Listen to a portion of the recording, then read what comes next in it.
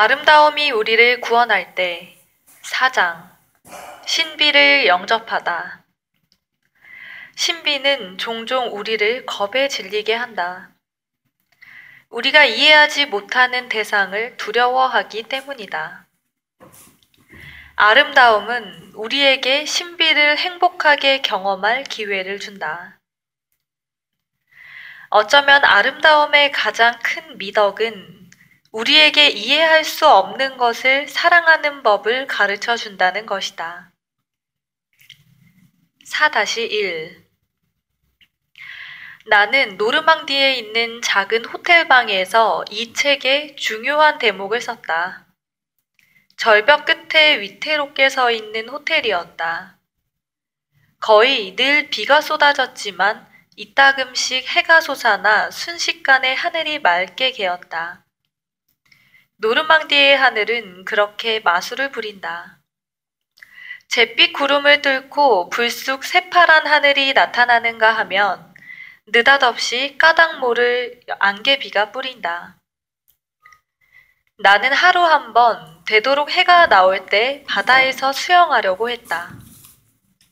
그날은 어두운 하늘에서 비가 제법 거세게 내렸고 좀처럼 날이 갤 조짐이 보이지 않았기에 나는 테라스를 어슬렁거리며 비가 쏟아지는 성난 바다를 내려다보고 있었다.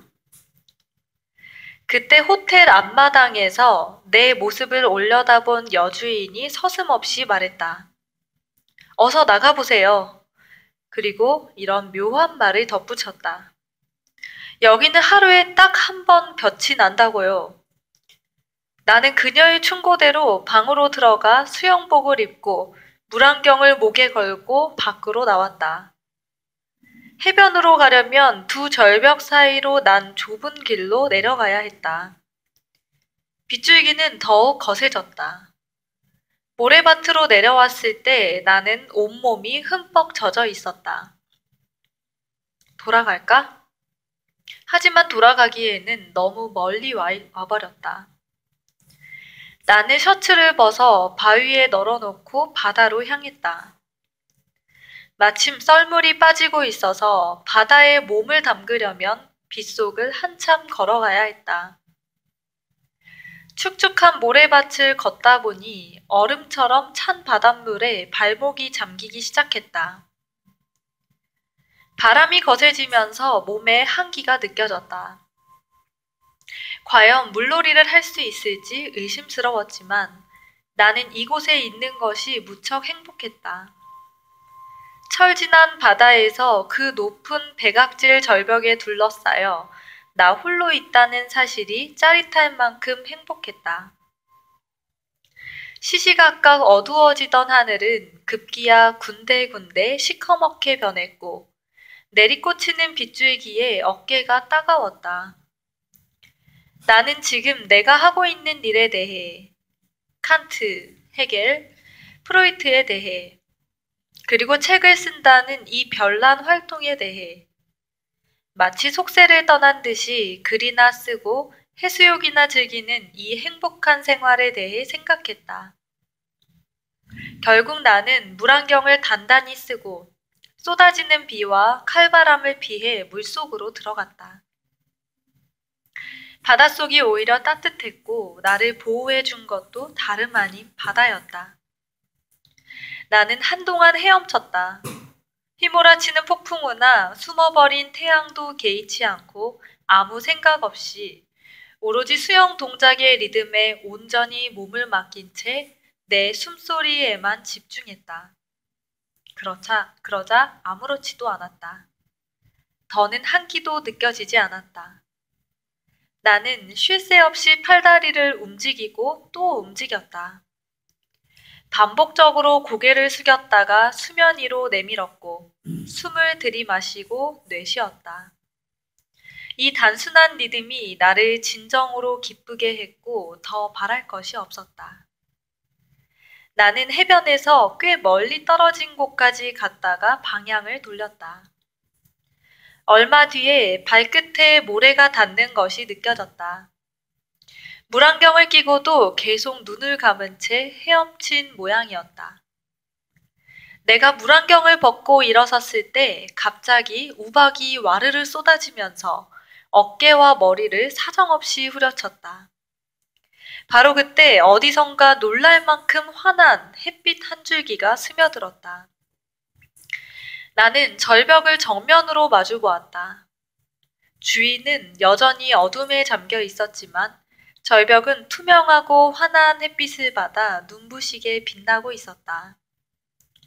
마치 갑작스러운 탄생이나 기적을 목격한 것만 같은 초현실적인 기분이 들었다. 절벽은 어둠 속에서 유일하게 태양의 부름을 받은 존재 같았다. 나는 나도 모르게 하늘을 향해 두 팔을 높이 쳐들었다. 그 순간 이 책의 결말이 떠올랐다.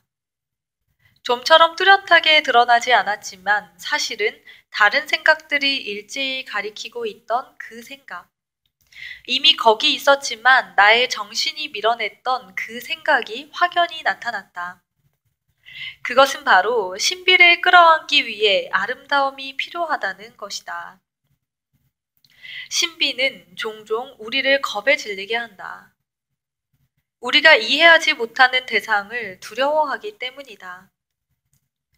아름다움은 우리에게 신비를 행복하게 경험할 기회를 준다.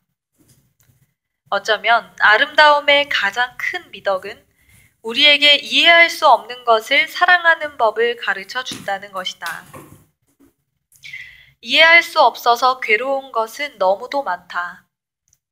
타인의 부정적인 평가, 실패의 원인, 우리가 사랑하는 사람의 무관심, 똑같은 실수를 반복하는 이유, 매일 사용하던 기계의 갑작스러운 오작동, 어쩌면 사태의 원인을 찾는 것은 우리의 본성이고 모든 것을 설명하지는 못해도 이해하고 싶어 하는 것이 오늘날 시대의 정신인지도 모르겠다. 요즘 강세를 보이는 인지주의 이념도 마찬가지다. 신경과학의 발전을 토대로 한 이 이념은 인간의 정신현상을 일련의 신경화학적 과정으로 해석한다. 심리치료 분야에서 주류를 이루는 행동주의 심리학도 인간이 느끼는 고통을 몇 가지 유형으로 분류해서 설명하고 해결하려고 한다. 수세기에 걸쳐 이성과 과학기술 발전의 영향을 받은 역사의 흐름에서 비롯한 이런 이념은 모든 것이 설명될 수 있다는 생각, 설령 지금 알 수 없더라도 언젠가는 설명되리라는 생각을 담고 있다. 하지만 이성과 과학기술의 발전이 낳은 이런 부작용에 주의해야 한다. 이해하고 싶은 욕구는 인간을 성장시키지만 모든 것을 설명하고 싶어 하는 강박적인 욕구는 인간을 후퇴시키고 더 나아가 행복을 가로막을 소지가 있다. 왜냐하면 이 세상에는 당연히 인간이 아는 것보다 모르는 것이 훨씬 더 많고 모든 것을 설명할 수 있다는 믿음은 인간의 오만한 미망에 불과하기 때문이다. 인간 정신의 핵심에는 그리고 실제 하는 인간과 세계에는 끝까지 설명에 저항하는 무언가가 존재한다. 어찌 보면 그것은 정신분석학이 존재하는 이유이기도 하다. 왜냐하면 정신분석학은 인간이 이 세상 모든 것을 설명할 수 없다는 사실을 이해하도록 도와주기 때문이다. 그 사실을 받아들이고 제대로 이해하기까지는 오랜 세월이 걸리기도 한다. 하지만 아름다움은 단숨에 우리가 미적 감동을 느끼는 찰나에 일깨워준다. 즉, 세상에는 이해할 수 없는 것이 있고 심지어 우리는 그것을 사랑할 수도 있다는 사실을 말이다. 이처럼 아름다움에는 모든 것을 설명하겠다는 집착과 정복하겠다는 강박에서 우리가 벗어나게 하는 힘이 있다. 네.